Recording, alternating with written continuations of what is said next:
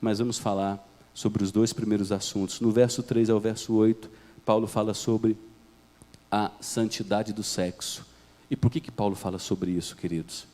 Porque os tessalonicenses viviam numa cidade e numa cultura, a cultura grega e a cultura romana, saturada por promiscuidade e imoralidade sexual. Os homens tinham amantes. Grande parcela dos homens acolhiam pré-adolescentes e praticavam com esses pré-adolescentes a sodomia, para fazer a iniciação sexual desses adolescentes. Era muito comum os homens terem suas concubinas, suas amantes, para ter prazer, e a cultura da época dizia, e as esposas para terem filhos.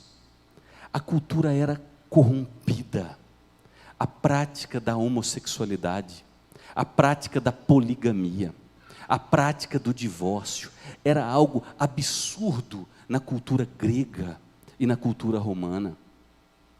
E esse povo que vivia na cidade de Tessalônica, influenciado pela cultura grega e pela cultura romana, e havia se convertido dos ídolos ao Deus verdadeiro, estava sendo assediado pela cultura ao redor, sobre como viver de maneira correta para glorificar a Deus.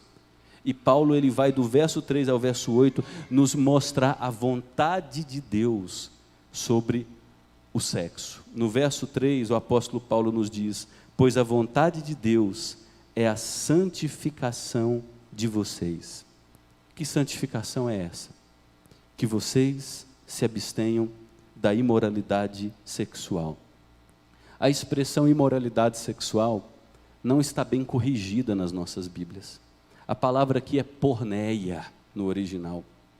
De onde vem nossa palavra pornografia? Porneia é uma palavra que envolve ações e desejos sexuais ilícitos. Ações tais como o adultério, para quem é casado. A prática da fornicação, para quem não é casado. O sexo antes do casamento. A prática da masturbação. Os desejos ilícitos, a pornografia, a lascívia, o olhar para o outro, para a outra, e alimentar aquela sexualidade desenfreada.